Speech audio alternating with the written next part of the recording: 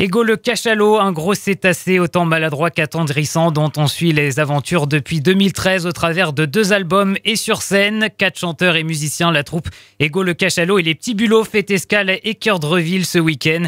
Une représentation à l'Agora demain après-midi à l'occasion de la 12e édition du festival Bal déguisé organisé chaque année pour les enfants de 3 à 12 ans. Bonjour David Delabrosse. Bonjour. Merci d'être avec nous par téléphone ce matin. C'est vous qui êtes à la tête de cette tournée et c'est vous qui avez créé ce personnage, Ego le cachalot. Alors, on a envie de le connaître un peu mieux. C'est qui Ego le cachalot ? Ego le cachalot, c'est une bête de scène, voilà. C'est au sens littéral du mot, voilà, qui se produira demain à Équeurdreville. C'est un personnage que j'ai créé moi avec une dessinatrice qui s'appelle Marina Jolivet. Voilà, qui a designé les 2 premières pochettes des 2 albums d'Ego le cachalot qui sont sortis en 2013 et le dernier fin 2016.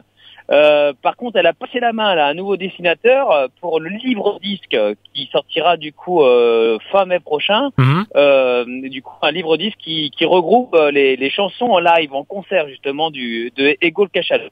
Alors, Ego, il est présent sur scène à nos côtés sous forme de personnage en bois. C'est un cachalot en short de bain, très fier de lui-même, mais en même temps très très vantard, mais aussi très maladroit, très peu sûr de lui finalement. C'est un personnage empathique, on va dire, dans lequel tout le monde peut s'en reconnaître. Moi, je dis que c'était mon meilleur copain quand j'étais enfant, voilà, et qui m'accompagnait partout. Voilà, c'était mon double en quelque sorte. Alors sur scène, c'est tout un univers qu'on retrouve finalement. Il y a Hugo le cachalot, mais il y a aussi d'autres personnages. Donc il y a des chansons, mais il y a toute autre chose qui est développée sur scène. Oui, alors déjà on est 4 et la scénographie, le décor sur scène représente la plage. Donc il y a des vagues motorisées, des tapis jaunes et bleus pour faire figurer le sable ou la mer. Il y a un parasol qui tourne. Voilà, il y a une scénographie assez maligne comme ça, mais quand même légère, qui nous permet nous d'avoir assez d'espace pour chanter, danser aussi et faire de la musique, puisque c'est un concert avant tout, et c'est un concert où les enfants sont invités à chanter avec nous et à danser.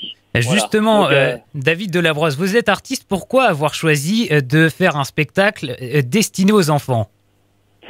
C'est parti vraiment d'un répertoire d'un répertoire que j'avais comme ça de chansons. Certaines d'entre elles étaient dans mes tiroirs et des cartons depuis un bout de temps.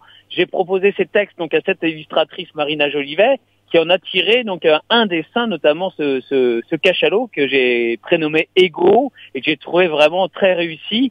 Et moi j'en ai même changé les paroles de ma chanson pour les faire tourner autour de ce personnage. Tout est parti de là. À partir de là, j'ai créé des nouveaux personnages, des nouvelles chansons, j'ai créé des nouveaux titres. Notamment, un des copains d'Ego le cachalot s'appelle Léon, le Che Guevara, cochon révolutionnaire. Il y a aussi Chico le croco, un crocodile addict aux bonbons, ou le chien qui a une cystite. Donc il y a toute une ribambelle de personnages comme ça qu'on retrouve à travers les chansons durant le concert ou alors quand on écoute les disques.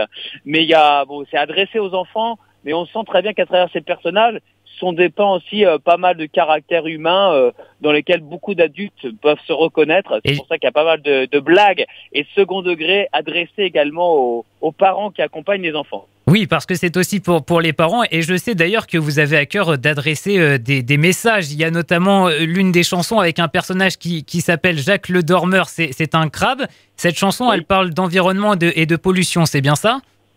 Oui, c'est vrai que c'est un crabe qui en a marre de manger des pièces d'aspirateur sur la plage. Alors il devient un petit peu comme ça sournois et il se met à pincer les genoux des petits enfants. Mais on comprend avec la chanson que son environnement, ce crabe est menacé et c'est sa façon de se révolter. Après, le message, il est dans l'écriture, il est toujours c'est toujours exprimé avec de l'humour et je pense que j'évite trop la démagogie. Pour rester quand même dans l'univers poétique, j'espère, avec mes chansons. Alors, un univers poétique, mais est-ce que c'est important malgré tout de délivrer des messages assez sérieux tout de même ?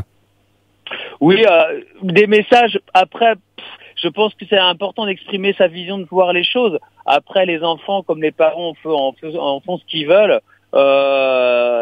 Forcément, à l'époque à laquelle on vit, on peut pas rester insensible quand même à l'environnement. Je pense que c'est le sujet majeur de notre génération, bien avant tous les autres. Et du coup, c'est vrai que ça peut être les chansons peuvent être un média pour faire passer ses idées. Maintenant, je compte sur le libre arbitre et l'intelligence de chacun en fait pour se forger sa propre opinion. Je suis pas là pour moi livrer vraiment une idée toute prémâchée, préconçue et dire pensez comme moi. C'est pas mon objectif. On l'a dit, David Delabrosse, un spectacle pour petits et grands. Ce sera donc demain à l'Agora des Cœurs de Ville, Hainneville, dès 15h30 à l'occasion de la 12e édition du festival. Et vous nous l'avez annoncé tout à l'heure, il y a un nouvel album d'Ego Le Cachalot. Oui, le 24 mai prochain. Et pour la première fois, on travaille avec une petite maison d'édition qui se situe à Paris, qui s'appelle les Éditions des Braques. Alors, il y a toujours notre compagnie Lalali Productions qui s'occupe de tout ce qui est partie audio, du disque, de l'enregistrement, mais les Éditions des Braques se sont chargées de concevoir ce livre.